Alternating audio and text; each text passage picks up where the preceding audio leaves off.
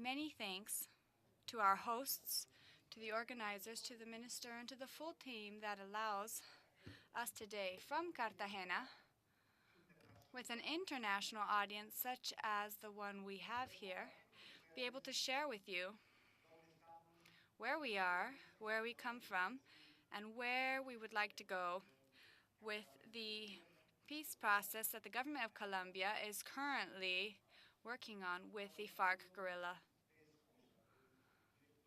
I would like to apologize from Humberto de la Calle, who originally would have been here this afternoon, but precisely to be able to cover his responsibility in the Havana negotiations, he has not been able to make it to this meeting with all of you.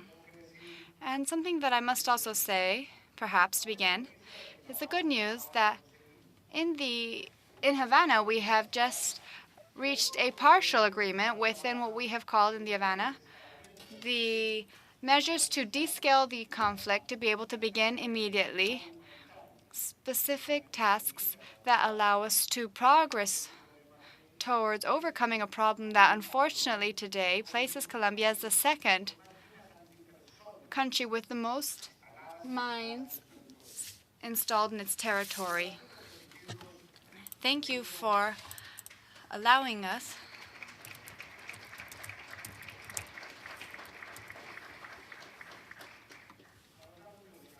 the truth is that the parties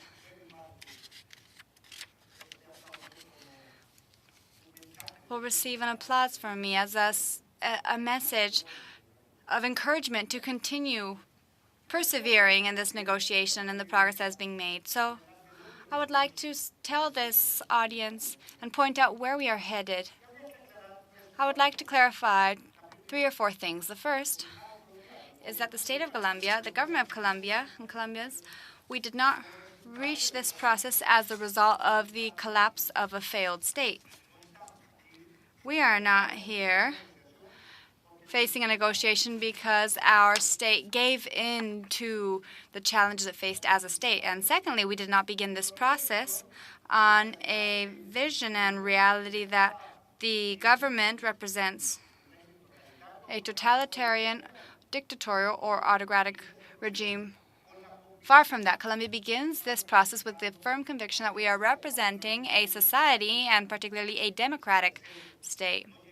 And third, we did not reach the state of negotiation to begin this process as a result of what one might call a typical tie, military, that is negative when facing an adversary such as the guerrilla, the FARC. On the contrary, we reached this point as the result of the accumulation of a process that represented the institutional strengthening of the last 15 years, which has represented a better performance of the military forces, police forces, and justice when facing the large challenges that organized crime represents for Colombia, as well as drug trafficking and the guerrillas. And we have reached this point on the foundation of a political decision, which is anchored in an ethical principle. Allow me to express to you that for 46 or 47 years, surrounding the FARC, there were many myths, and one of them said, and it had been proved up until now, that the FARC was something like a bubble that was completely protected for 46, 47 years. None of the leaders of the FARC had been able to be captured by public forces. And what happened? What happened is that with the institutional strengthening, there was a progressive progress, but firm progress, until we reached the results that began by neutralizing leaders of the FARC, but that in the end, under the President Juan Manuel Santos, who is leading this process, we have been able to neutralize the maximum leader of the FARC. So the first question that one must ask himself, or the question that we are asked in regards to this process is, what led the President to make the decision to begin a process looking for a negotiated solution to this problem. And it was a tremendous dose of magnanimity, because after having neutralized the main leader of the FARC, there were two political decisions: either to continue with the war, to try to neutralize and end the last guerrilla fighter, or to clearly and politically anchored in an ethical decision to say the time has come for us to sit down and find a negotiated solution. It would have been easy for any leader in Latin America to have continued with this war and continued with the comfort of a war that was producing results and that in the end would have received applause, to continue with the inertia of a policy that is an offensive to counter the guerrilla. And yet the president believed that the best choice they could make, those who were not within the law, was that in Colombia they had breached the gap so that the use of weapons, the power of weapons, would allow access to power.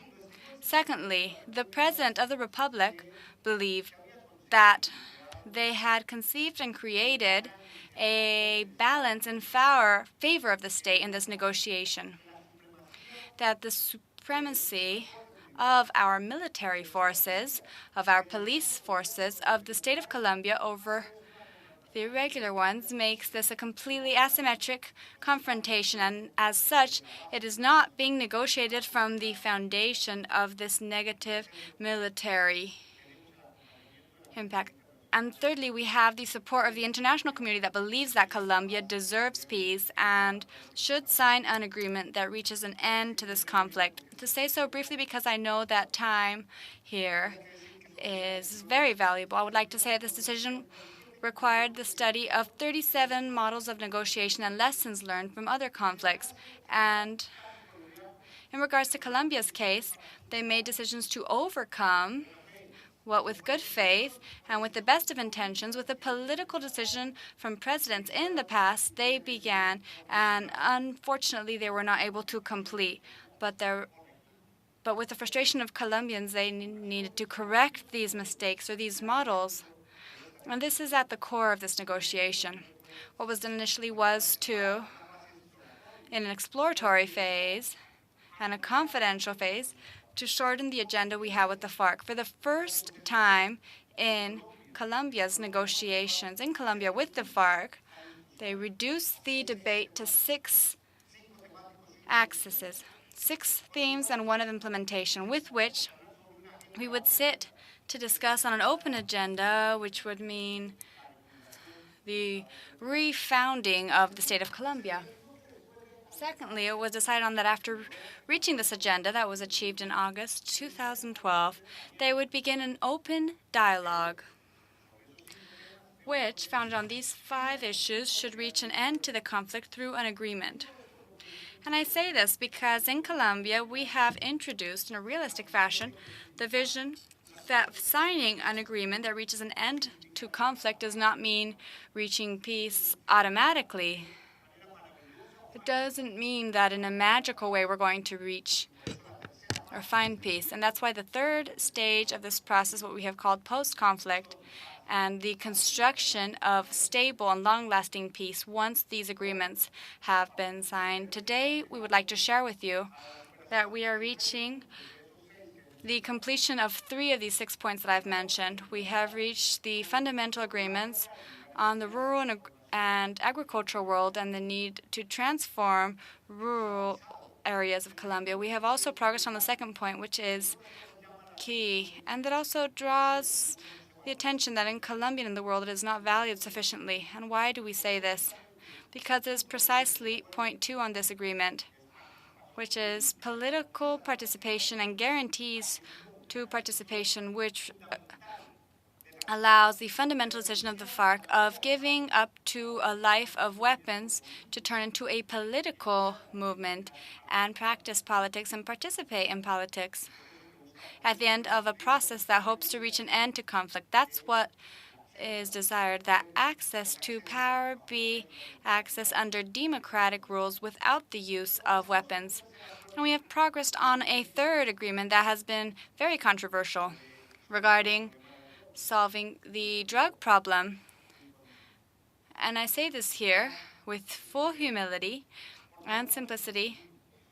Wherever we go, they ask us, what does the Colombian state do, and negotiators of the government sitting at a table speaking of drug dealing with the FARC that, as is well known, have lived for a long time from drug dealing that has financed them? And the answer, which should be obvious, but it is not so obvious, is the following. Not having discussed, not having negotiated, not having reached an agreement so that the FARC would acknowledge directly and expressly that they have been financed by drug dealing, but that specifically they will break all ties that they have had or have with drug trafficking, and simultaneously will begin through several different routes and in an effective manner a contribution with state institutions to overcome the problem. It would have been unforgivable. But allow me to now place the rear view window of other negotiations. When we analyze the great achievement that there was with all the defects that involved to have demobilized the paramilitaries, nearly 25,000 paramilitaries, one might say that that's a negotiation of, well, it's a place nowhere in the agreement do they speak of drug trafficking, because they jumped over drug trafficking. They ignored it, assuming that it was financed by drug trafficking, and there were previous warlords participating in this paramilitary process. We, the government, we have tried to overcome that situation to offer full clarity that the end of the conflict also means an end to drug trafficking for these illegal groups. And today, where we are, and with this I wrap up the first part of the intervention, is solving some crucial issues in regards to victims. The government of Colombia has determined that victims must be at the core of the agreement. In other words, we must ensure that there be justice, truth, preparation, and rights for there not to be a repetition of this violence. And simultaneously, we're also speaking of transitional justice, which I hope to be able to speak more of at a different moment in my intervention. And this is what I can present to you today of our situation. And the safety that your leadership here, represented for the world, will accompany this process. The safety that the government hopes to receive any criticism, suggestion, or questions within the framework of a democratic state that truly understands that pluralism is what builds, and pluralism that is based on political debate is which allows us to create a consensus to be able to progress and overcome 5 decades of violence that our country has suffered. Thank you very much.